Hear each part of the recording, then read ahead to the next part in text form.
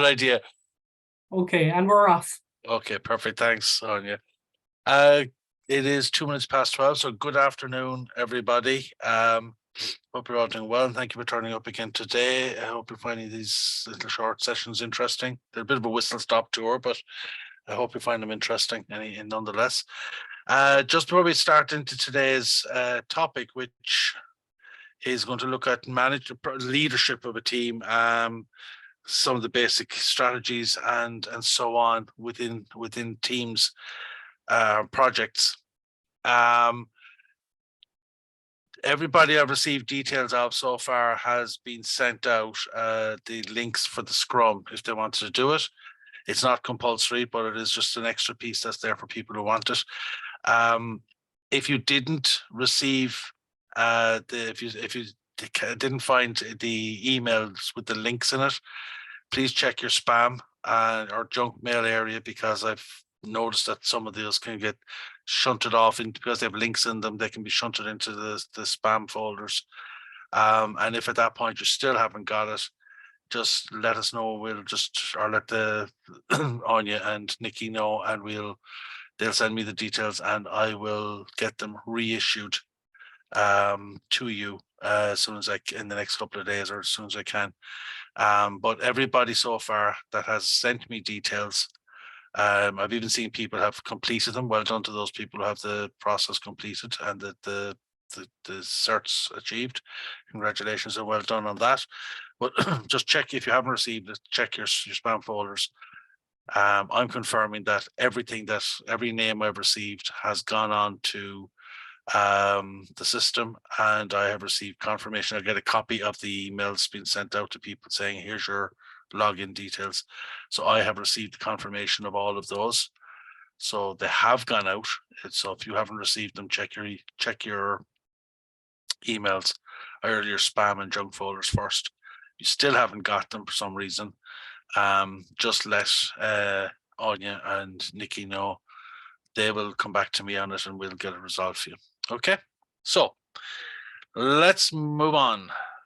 Project management involves today's topic, teams, and basic tools we need to manage a team.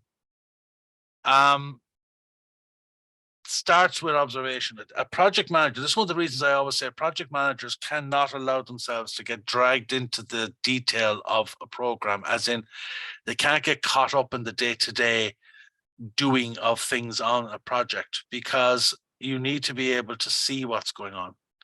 You need to be able to look at the bigger picture, be able to step back and see how things are going.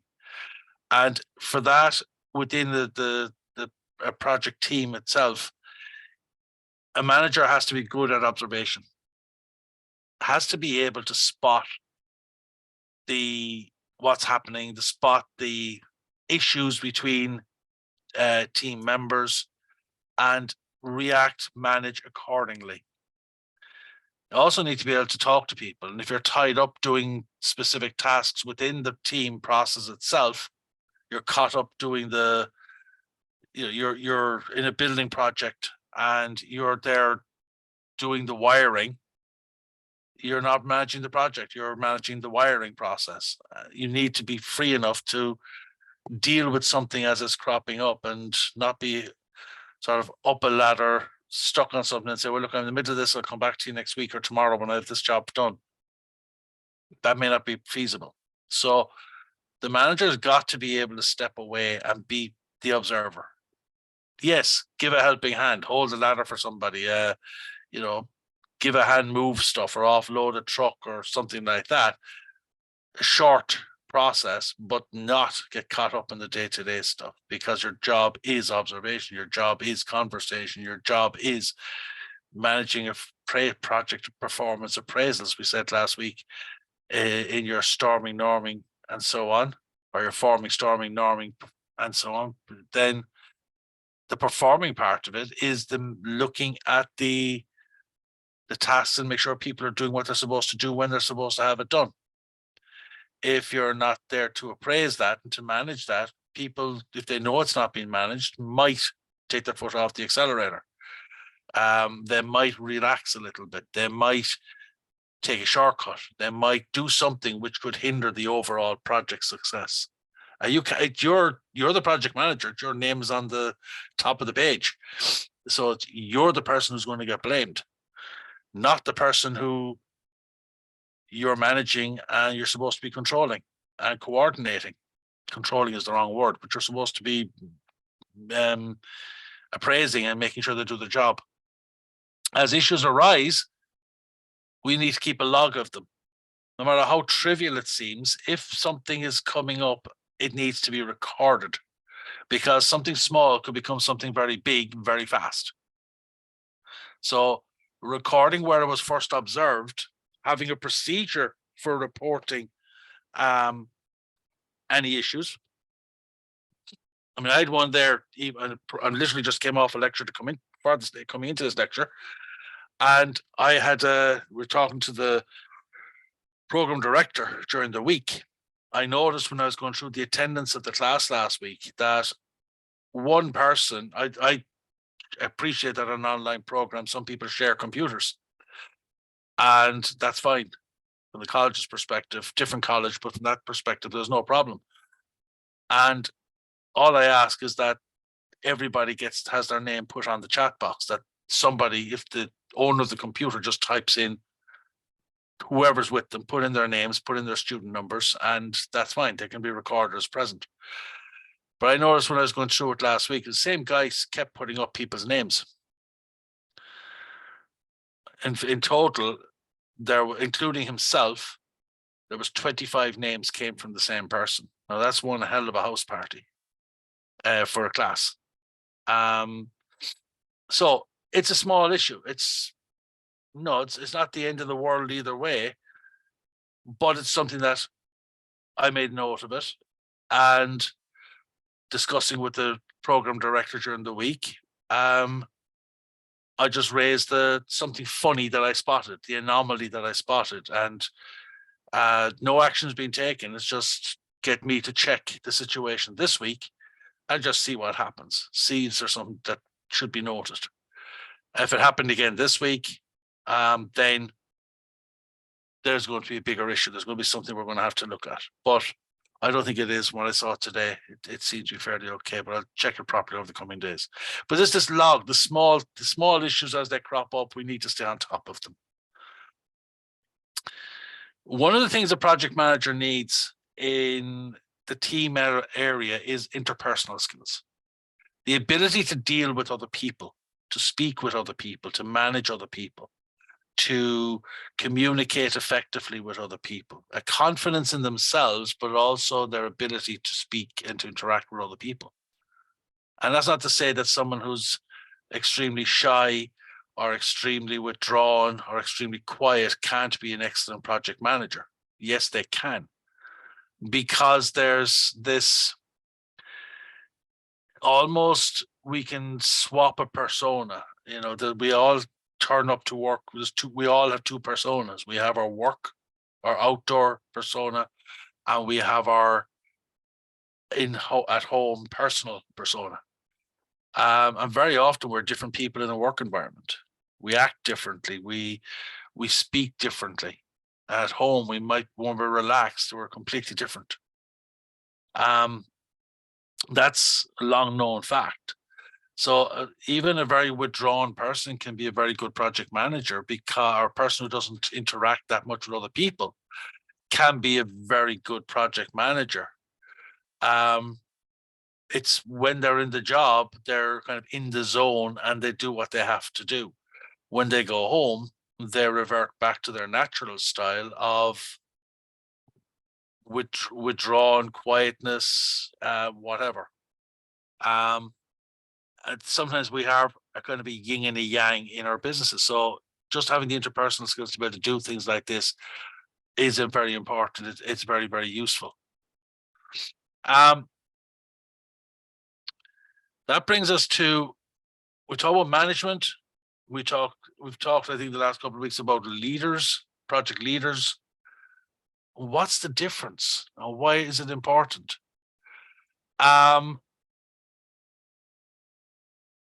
Well, there are two different types of style. There are two styles. the general way I would sum this up is that a manager is more directive, a leader isn't. If you think of the first thing here, managers doing things right, a leader focuses on doing the right things. Managers tend to be more directive in what they want you to in their way of doing things. It's more transactional, so it's dealing specifically with a specific issue. Whereas a leader is a bit more, if you look at the words down on the right hand column there, they're quite, I won't say they're relaxed, but they're less aggressive, maybe. They're innovate, develop, focus on people, ask what and why, longer term view, inspires trust, versus the left hand column, which is administer, maintain, focus on the systems, asks the how and when, watches the bottom line. That's not to say that the leader doesn't do that. It shouldn't do the same things that the manager does, the bottom line, the how and the when, the systems and so on. But the ultimate focus is slightly different. What good projects tend to have are project leaders rather than project managers. The leader is someone who can be charismatic. It can be somebody who attracts the followers, who people want to do well by and wants to do the right thing. But at the same time, a leader can become a manager, can swap the hat. At a time when there's a deadline looming, when there's all hands on deck, get this sorted now, or where there's an issue that needs to be overcome, then we need a manager. We need a more directive approach. And people will tolerate this person who switches from A to B because they're a leader. We trust them. They're encouraging us. They're innovating. They're inspiring trust. They're doing all the stuff that's in the list here.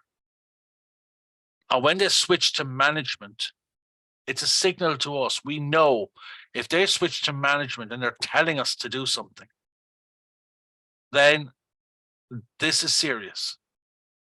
And we'll do it. Your team will be more inclined to do it. They won't be inclined to step back and say, who the heck do you think you are? Who died and made you the king or queen? They will do it because they know, yeah, I can sense the urgency. I can sense this person is panicking about this. We need to get this done. It needs to be done right, or else we're going to be in trouble. And it's important that we understand that process. It's important that we understand the dynamic. Are we leaders or are we managers? I actually had a class last night on leadership, and I basically I've set them in as part of their assignment to reflect on their leadership style, which is going to challenge them, because it's basically getting people to step back and think of, well, if I was running this, what am I like? What would people, if the examiner was to go and ask my team about me, what would they say? If you're running a project, you have a team of people working for you in your environment. If I was to go into your office this afternoon, I won't be because I'm lecturing, but if I was to go into your office this afternoon and I was to ask them about what sort of a leader you are, what would they say?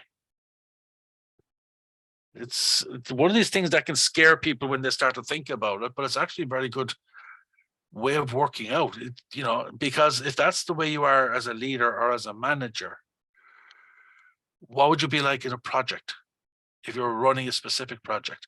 One of the biggest complaints that people come back with, and part of what I'm trained to do is a company called Marshall Goldsmith, which is called stakeholder-centered coaching, which is basically working with leaders, managers, senior personnel.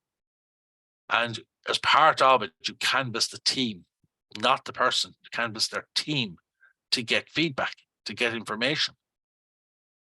And the most common issue you get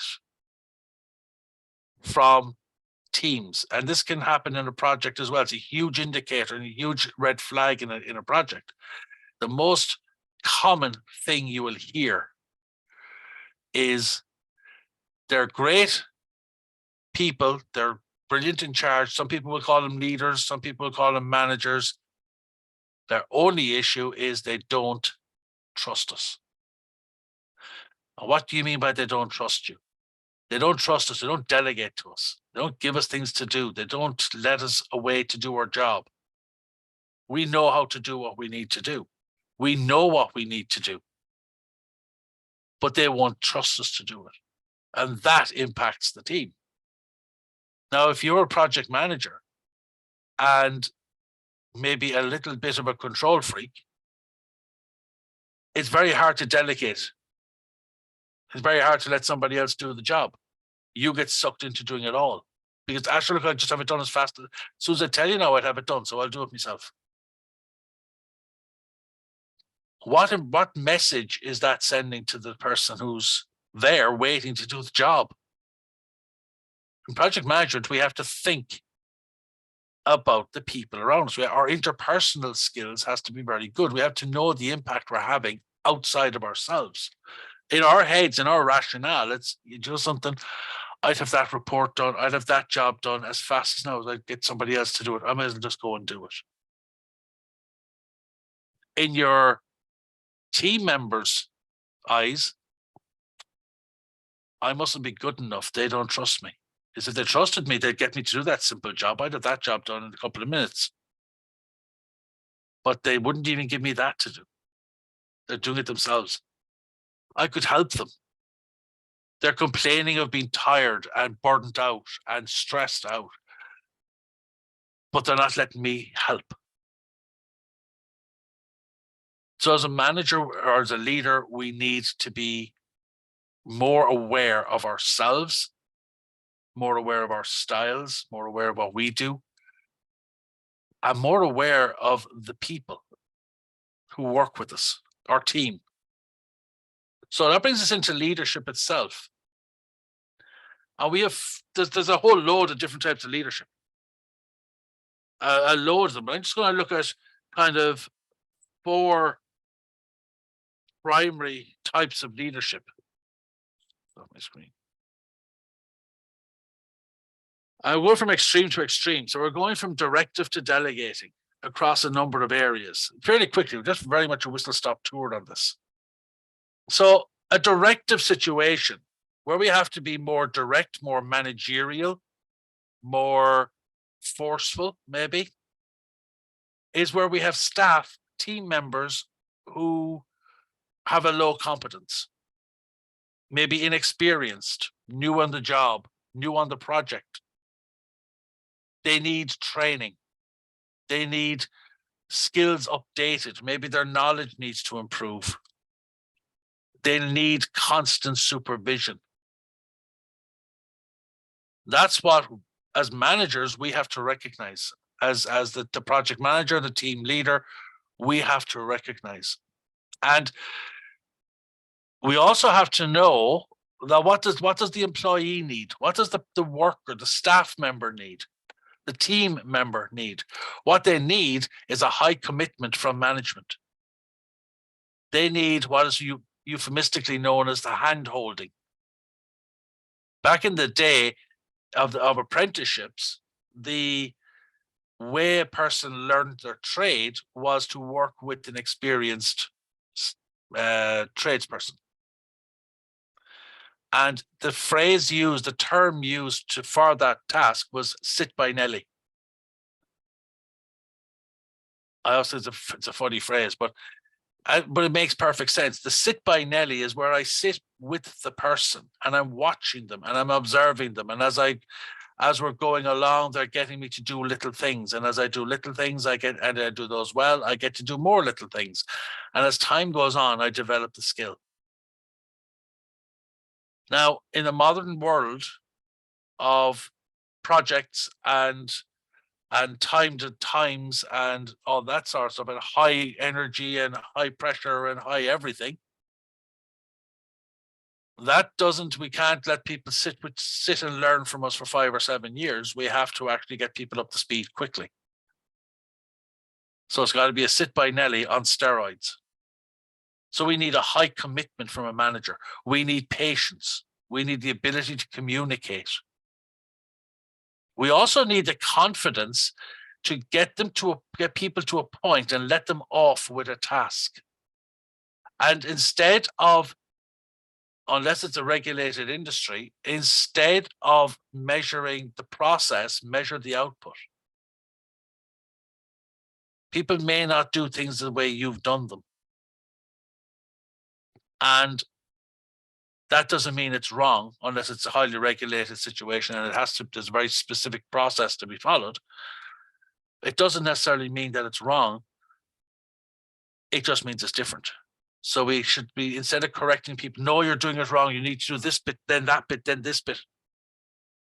Well, if they did that bit, then this bit, and then this bit, that doesn't make it wrong. The result is if the output is the same. It might actually be a better way of doing it. Sometimes new eyes see better ways of doing things. So, but they need a high commitment. People, this is where we need to be more directive. They want people these are people who don't know what they're doing. So they have to be told what to do. So we have to be managers. We have to be enthusiastic, confident, and hardworking. People learn from example. So a demonstration of the way you do things, the way you approach things, sets a tone. It sets a culture within a team, so that you're inclined to put in that extra effort as a team member. They're doing it. They're not just expecting us to work 80 hours a week and while they go off and play golf. They're actually in the office first every day. They're still in the office when I'm leaving every evening. We've even joked with them that maybe they sleep there. They're working weekends. They're doing things to get this project done. So one, this project must be very important. They're working that hard. And two, they're not the opposite end of delegating and just expecting us to work the round of the clock, but they take their time off. That example sets a tone and sets a good precedent for everybody else. Equally, managers need to be willing to learn. We can all learn from something. We can all learn from somebody. There's always a different perspective that we may not have ever heard of. And it can be, so even a completely new person in a job will bring something to the table. And it's great for their morale if you can pick that, if you can find it. And they do something, oh, I'd never thought of it being done that way. That's interesting. Okay, thanks for that. I just learned something today. That person, that staff member who came in inexperienced, they're going to grow 10 feet just because they have been able to do something that their manager, their leader has learned from, and they've been acknowledged for it. Brilliant. It moves everything. They're going to put even more effort in. What we need is motivation. At this level, at the directive level, we need plenty of motivation. The manager has got to have energy, has got to be motivated to do the job, and be prepared that this is a task. This is an area where you've got to be the manager, not the dictator. You've got to be the leader, not the dictator. You're not there spouting orders from the podium and everybody's got to running frantically around trying to comply with what you ask. These are new staff. These are low competence. These are inexperienced. These are people who need training. You're the project manager who's looking after them. Your job is the training. Your job is to get them up to speed. You need patience. You need to remind yourself that these people are inexperienced. When I'm supervising people who are writing dissertations, whether it's for undergraduate or postgraduate programs, and I've been supervising people for 10 years, and I've done 2 master's degrees myself, and I'm working on a doctorate, so I'm well used to the processes.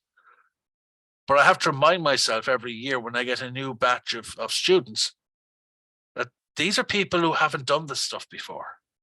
Just because I've gone through it several times and because I've been looking at this for 10 years doesn't mean they're all experts. My job is to be there for them. My job is to take away the fears, to help with the training, to guide them, to be energetic, to be motivated. And there are some days I just want to curl up and not do it.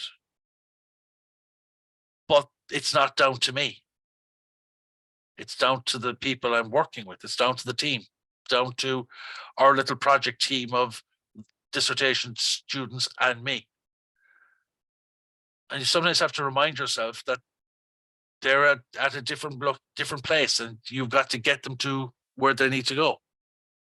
So directive is kind of a very, for a project manager, a directive approach, having a team of people who haven't a clue what they're doing is a draining approach. You have a whole load of people who haven't a clue what's going on, who don't know what they're there for, who don't know what they're doing, have never done what they're about to do themselves. It's exhausting. It takes a lot of energy, a lot of commitment, and you talk about people being fit to run marathons and things. You've got to be mentally and physically fit to run a project with a team of people who are inexperienced. It's not impossible. It's a great challenge. It's the feelings when it happens and it all falls into place are phenomenal. But it is a hard push. The next one is coaching. Now, as a coach, I can tell you that we have a very simple solution or very simple way of doing things here. A coach will never tell you what to do.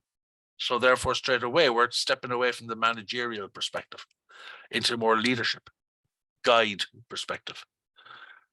Coach is never supposed to tell you what to do. That is ethical rule 1 in coaching. The person has the resources they need. The other person has the resources they need. The coach's job is to help the person discover their resources, their own resources. So where you bring coaching in is you have staff who have some experience. Maybe they need additional training or just additional discoveries of what they're looking to do, some development opportunities. And they will need some supervision. Maybe we have a person who is not particularly competent or enthusiastic about the job. So we want to build motivation. So we want to understand why they are this way, what their limiting belief is, what their restriction is, what the block is. Maybe they're not always eager to learn. They don't want to do. Why should I do another course? Why should I turn? Well, you want me to give it another night and go to the college and do this thing? Why? What's that going to do for me? And it's working with people to understand what their resistance is, rather than why you're trying to persuade them why you have to go. It switches it around and starts working. Okay, so you don't want to go. So what is it that's making you say you don't want to give one night a week to this to get this right? It's helped me understand your resistance to this. And if it's a simple answer of I don't wanna, well, why? Why don't you want to? And it's digging, it's chipping away at it to find an answer, to find what I call the eureka moment. So as a coach, we are the guide, we are leader. We hold a space for the person to let them recognize what needs to happen. We challenge their thinking. We look at the motivations. People sometimes lose motivation. Maybe midway through the project, it just seems to be going on forever and ever and ever, and we're getting nowhere. Maybe as the coach, your job then is to sit back and say, well, do you remember the first day? What was happening here in the business the first day of the project, or the day before the first day of the project? What way did operations run? What way did this process run? Well, we did X, Y, Z, and then we had to do A, B, C, D, and 1, 2, 3, 4. Yeah. What do we do now? And oh well, yeah, we don't do the 1, 2, 3, 4s anymore, and we don't do the X, Y, Z anymore. We do the ABC, and it all works and it's all fine. Is that not a phenomenal improvement? Is that not a great way of change? Is that not a huge change? And yeah, it is, I suppose. Well, you were part of that. You did that. You created that. That change that everybody is now benefiting from is from this team, and you're part of that team. So you did it. Motivation starts to build. They get that feeling, and and it can actually help a person. It can, yeah, because we got so caught up on the day-to-day stuff and doing all the day-to-day stuff as a team member. So I just hit a button on the mic here. We sometimes don't see the wood for the trees. We sometimes don't see the progress we've been making. We've been with the machete slashing through the jungle, but we don't see the clearing behind us because we don't look backwards. We look forwards. So coaching is there to help the people put perspective on things and to maintain engagement and to help them with the training and the development and to the realizations. It's quite a rewarding process. It's needed within a project because you're going to have those ebbs and flows of enthusiasm. And to manage it, this is where the observation comes in, as I mentioned at the start. If we can't manage it, well, then we've got ourselves a problem. We have the supporting role. And supporting role is where we have staff who have a high competency. They're highly skilled, they're competent, they're experienced, they know what they need to do and how to do it. These guys have been around the block, they know their stuff, they're capable, they're competent, they can work unsupervised. Just need to be there. The supporting role is just needed to be there to maintain momentum and to make sure things stay on track. And to make sure that there's a troubleshooting exercise. Anything going wrong can be picked up and can be worked with. I mentioned the variety act of the person spinning the plates on the canes at one thing in the first session. Well, that's what supporting role is. It's letting everything get on with itself, letting all the plates spin and only dealing with the plate that needs attention. It's determined management is management by exception. I'm only dealing with the things that need my attention. As a project manager, it's a great way of doing things because the project is happening. I am, back to the other analogy I used earlier in this process, I am the conductor of the orchestra. They're all playing what they're supposed to play when they're supposed to play it. They're all doing everything correctly. They're all at the right speed, the right key. They're all doing everything okay. And I'm just making sure that the relevant people come in at the relevant time. And if they don't, I'm going to jump on and deal with it. So I just jump in where I need, and where I don't need, I can step out and I can manage the project overall. The final one is delegating. And this is the one that people, I think, would have most complaints about because they feel that they don't get, the management won't, or leaders won't delegate product, won't delegate tasks.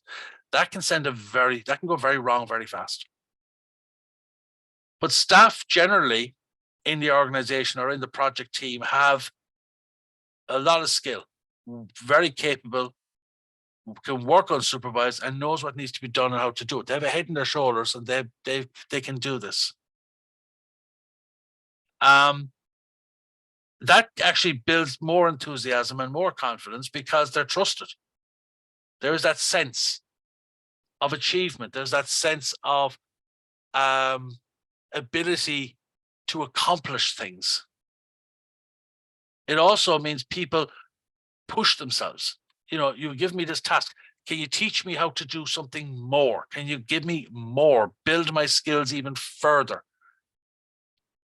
It's not a situation where I delegate and then I disappear out to play golf as a project manager because I know my team are going to do the job. It doesn't go that way. You still have to be there. You are still needed as the observer and there for the communications and the interactions and the managing the overall picture. But there's a sense of trust that the job is being done. There's the confidence in the project manager to know that they're doing what they're supposed to do. Don't have to give them extra guidance. In fact, they will justify things to me and I won't have to do much talking.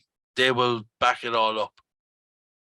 They, if I go to them and ask, why are you doing that? They'll give me a logical reason and it'll make sense. It will work. From a project management perspective, you're not managing, you're not just leading, because you don't have to direct anything, you don't have to tell anything, you're just there to facilitate. And the project gets done. And if there's an issue, it gets flagged. So people know the way to do it. They know what they need to do. It's a big difference from the first one, which is the more directive one, which we really have to be on close call with people, high energy, because we're there. We're single-handedly doing the project with some assistance from people. It's always a good idea if you're having a project team to mix the abilities. Otherwise, you are going to have a major issue. So an effective team has a specific kind of structure. There's active participation of everybody. We all have something to do. We're there for a reason. We know why we're here. We're all different functions. So we're all different expertise, all different skills. So we need to have the right people in a team. It's why it's important to have the right team. And everybody brings something to the table. We set goals and behavioral guidelines. We set what's known as a kind of a learning contract or a team contract. And that team contract is what is governing this team. So it's things like turn up to meetings on time. It's respect for everybody's opinion. It's not belittling somebody. It's phones turned off at the meetings. It's you get your tasks completed on time. If you're minuted, you get them done. It's basic behavioral, ethical expectations. And that can be reviewed as we go along, as the team progresses. But initially, you get it done to kind of make sure everybody's on the same page. What's way do we want people to express feelings? Now, in Ireland, it can actually be quite difficult because we're not a nation of people who share feelings that easily. It's changing in places, it's not widely changing though. We're still, I won't say cold, we're just reticent about handing out or telling people how we feel. It's one of these things like you're after eating something in a restaurant and it is tasted very, very funky, very weird, tasted gone off. And the waiter comes over and says, is everything okay? And you say, oh yes, lovely, thank you very much. Despite the fact that your curry was cold, your dinner was cold, you wanted a well done steak, and when you put the knife on it, it moved. But we won't complain because it's okay. I'll just eat it. It's okay. Or I'll ask if I could bring it home, and when I bring it home, I'll cook it again myself. We are slow to talk about our feelings, how we're feeling, or if someone's upset us, we don't necessarily like to tell people. But we need to, if we have concerns about something, we need to. Feelings is one thing about how somebody else is acting or behaving around us, but that leads into, I don't think that's going to work out. That's the wrong action to take. That's, the Titanic is going at full speed. I actually saw a documentary last week about the Andrew Dory going across the Atlantic. He came into an extremely thick fog bank and he only slowed down by about 1 knot or 1.5 knots. They're supposed to come down to a crawl in a very thick fog. And as it is, a ship caught them and slammed straight into the side of them and killed, I think, 50 odd people, and lost the ship.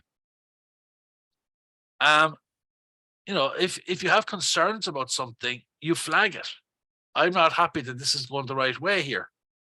But if we're afraid to share our feelings and our concerns at a team meeting, if it's not a safe enough environment to express yourself in relation to the team or relation to the project, there's a big danger with the project. That can lead to conflict. And we'll talk about conflict a little bit more shortly. I touched on it, I think, last week, but we'll talk about more as we go in a little while.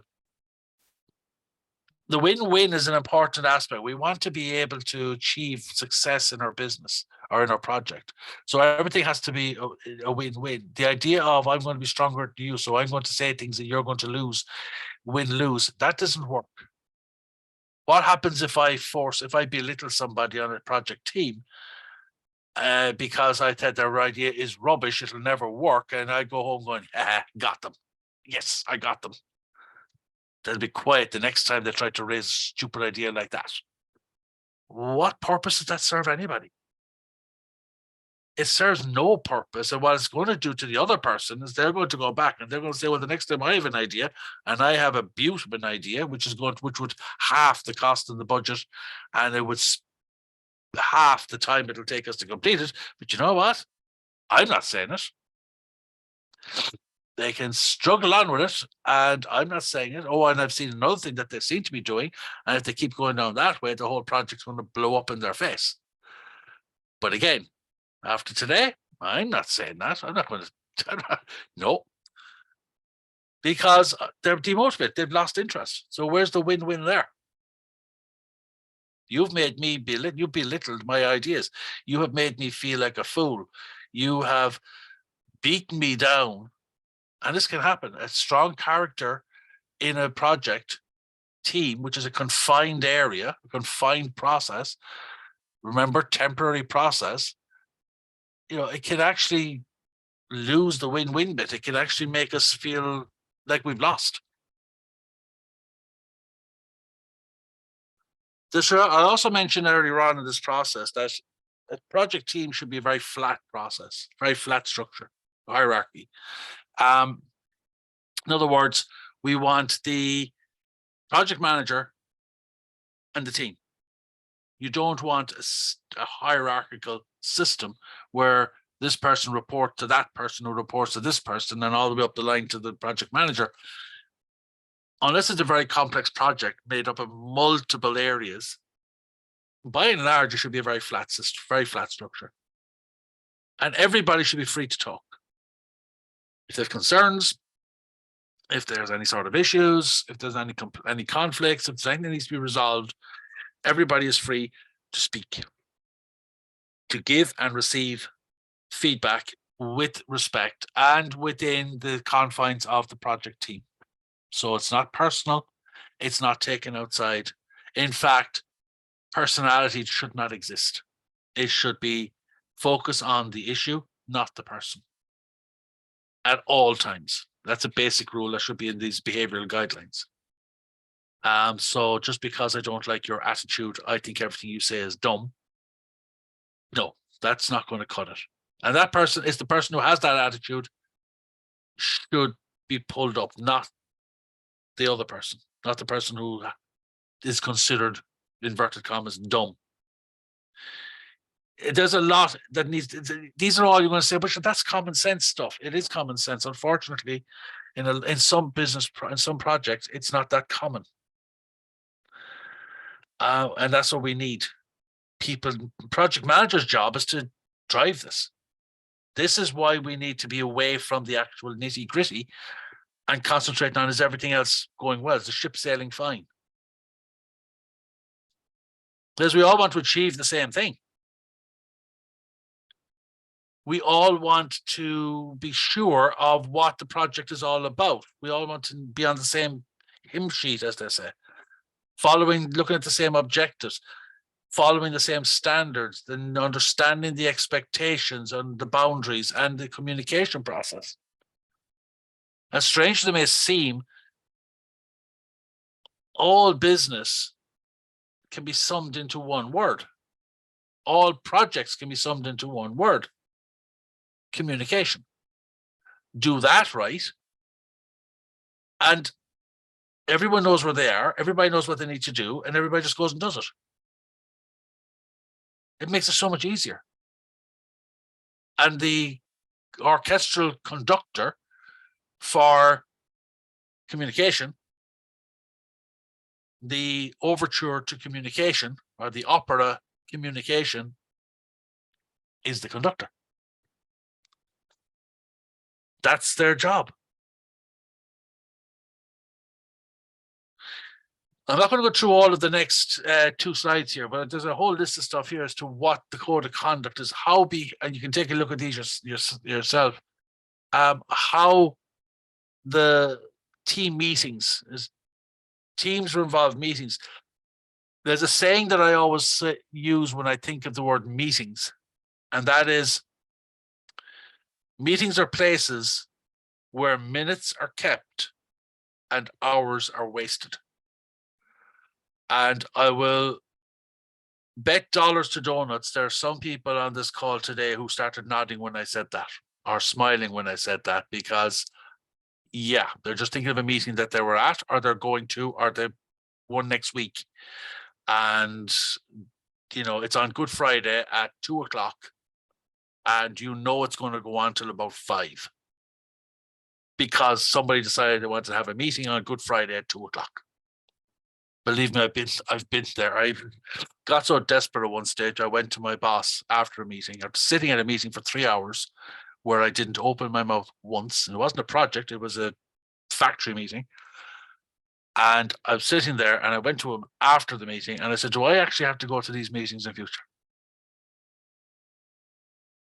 And his response was, do you think you could be more productive if you weren't at this meeting? I said, well, yeah. I've just spent 3 hours sitting in there, doodling on the side of a notebook, not writing a single thing down. None of the conversations related to me or anything that I do. Why was I sitting in that meeting? And I got special dispensation, not even though I was one of the department managers, not to be at the meeting. It was like winning the lottery. Meetings should be short, sharp, and to the point. The Scrum meetings are stand-up meetings. Stand-up meetings are great because people can't sit down, they can't get comfortable. And very often we hold a stand-up meeting in a very uncomfortable location. I held one at one stage with a team of people in a warehouse. And we stood in the warehouse. So it's cold. There's forklifts around. There's noises around. There's people still working. And I had the manager standing in the warehouse. The meeting lasted between 5 and 10 minutes. I got another group of people in a stand-up meeting at one stage, and we stood in reception in a building. We stood in a small reception hall, our entrance hall. Stood in a circle, ran around the circle. Right, that's it. We're up. Let's go. We're done. Phenomenal way to do it as a stand-up, but you still have these things to sort out. Agenda sent out in advance so people know what they're going to be talking about. So we agreed the topics and the timings in advance. No surprises, no bombshells. These things should be cropping up as they crop up, not waiting for the meeting to drop a clanger. This is if we open up our communication, then as things happen, they get dealt with. Therefore, when we get to the meeting, we're just dealing with, okay, are all these things now being resolved? Yes. Okay. Move on. We're done. The things like updating previous action plans. I've gone on committees. I've been involved in national councils. I've been on the academic council for the former IT Carlo. And literally, updates on previous actions and the previous minutes and things is, okay, so the minutes for the last were circulated before this meeting. Assume everybody has read it. If you haven't, they're there for you to read when you want to read them. Anybody who has read them, is there any issues? No. Okay, can we take them as read? Yes. Can we get a proposal in a seconder? Boom, boom, done. Okay, move on to the next option. I've gone to these big council meetings, dreading going to these meetings because I thought that these things are going to go on for hours. That these big political things now that are going to go on for ages. I was out of the thing in 15 minutes. Sent back to the car 15 minutes, wondering, why did I even leave home to come to this thing?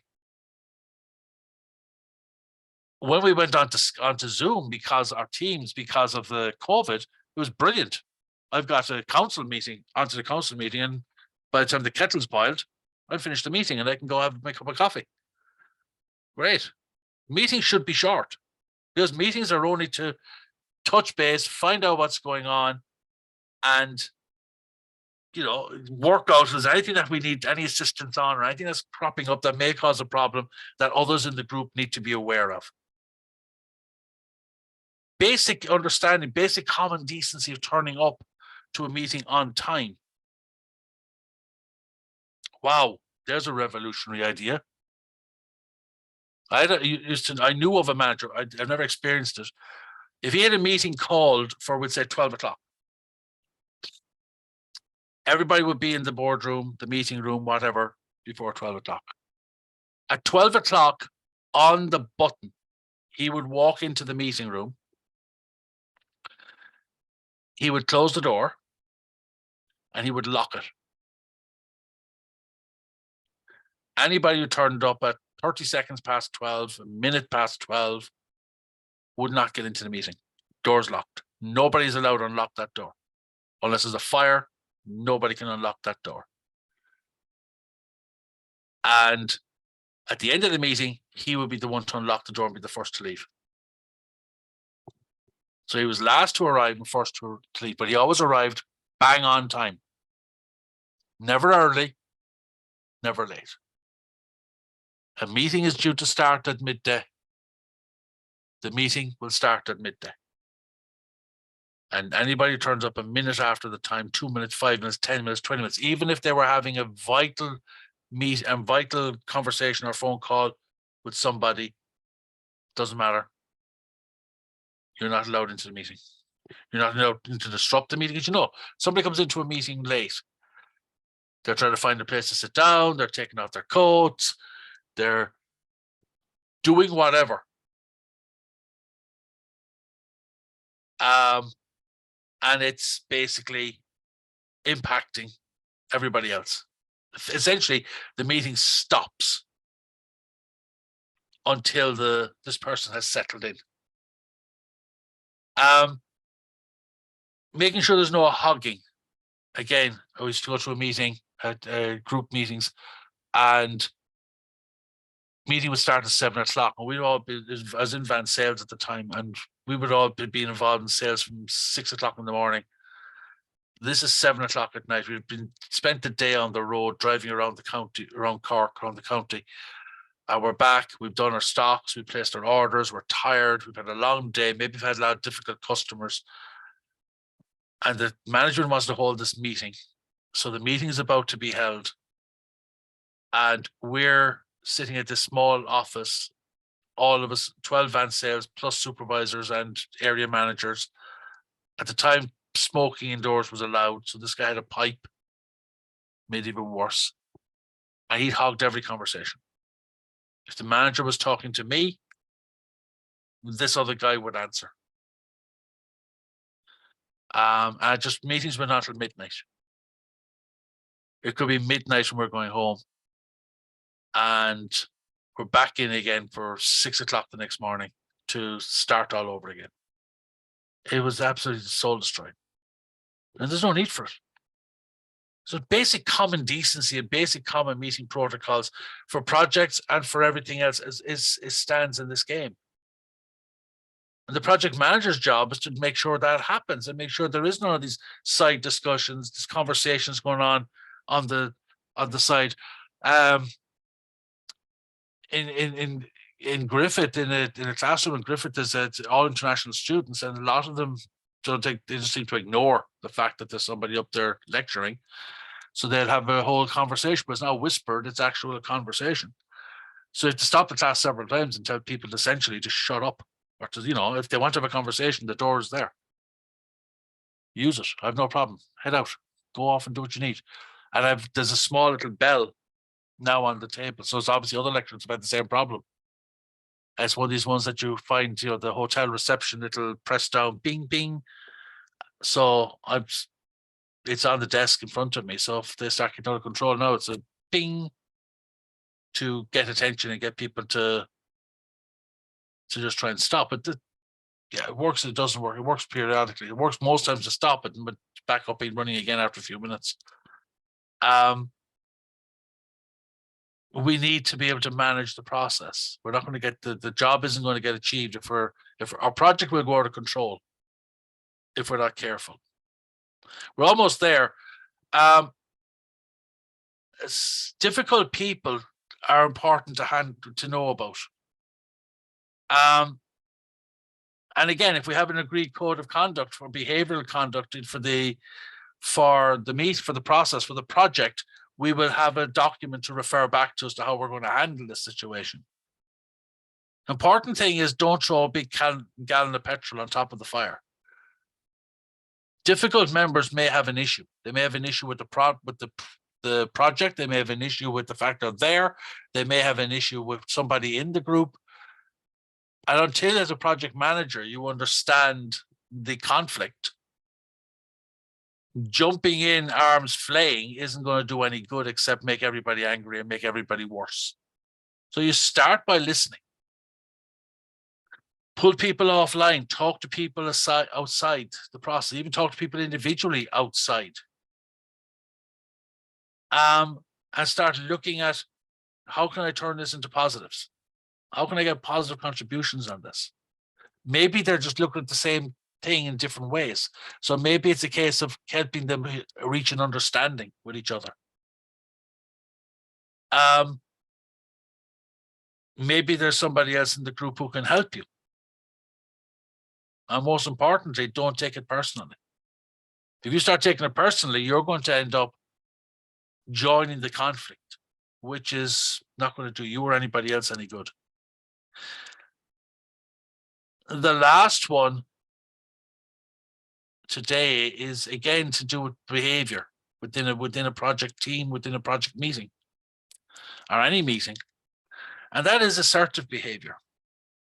There's some people who are very assertive. You get some people who are a lot more withdrawn and a lot more, I won't say timid, but they're not as forceful. And there's a difference between being specific and being direct to the point and being very assertive. You need to understand communication in a project. We need to understand the interaction and what the interactions mean. And now that in this country, in the last 25, 30 years, we have become multicultural. We become a lot more multicultural. We're now having to deal with different national views, different ways of people acting, cultural views. Remember a German person from Germany came to join a company I worked with in Dublin and found it very difficult. We had a person from Germany, a person from Poland, and a person from Spain in the same room. There's like 7 of us in the office. So that's nearly 50% of the staff were from outside of Ireland. And found initially quite difficult to deal with them. And what I found was they were quite abrupt. They came across very abrupt. And even today, working in the college, there are people of, coming from different backgrounds, different countries, different nationalities. And sometimes when you're talking to them, they can appear to be angry or appear to be aggressive, but they're not. You have to understand that that's their style. That's a cultural norm for them. So we have to be very careful when we're looking at assertive behavior. What is assertive behavior? What is cultural norm? We can argue, well, they should adapt to our styles and all that, but yeah, but that takes time. So we just need to be sure that we're very focused on what we're doing here. Our meetings are dealing with the project, the process, the issue at hand. We're dealing with each issue in turn. We're not delaying. We're not getting emotional about the process. We're staying focused on the facts, staying calm, relaxing. as one part of the communication, as a project manager, your job should always be to stay calm. A bomb under your feet should not get you riled up. You should stay calm at all times. It can be difficult, but it's important, because if you get excited, if you get annoyed, if you get aggressive or assertive, then what's that going to do with the person who's already aggressive and assertive? It's going to make them more aggressive and assertive. And where's the benefit of that, apart from sapping both your energies? It's just not feasible. We have to just take it a little bit easier. We have to be just mindful of the communication in the process. The things like eye contact, got to be careful with that, because eye contact in some cultures is considered aggressive, in other cultures is considered normal. So we have to be careful. We need to educate ourselves. Who's on my team? And educate ourselves as to what are norms in that for that person. There's a bit of homework to be done here. If you're involved in a team or involved in a project, the project is going to be even more pressurized because you're on a tighter time scale.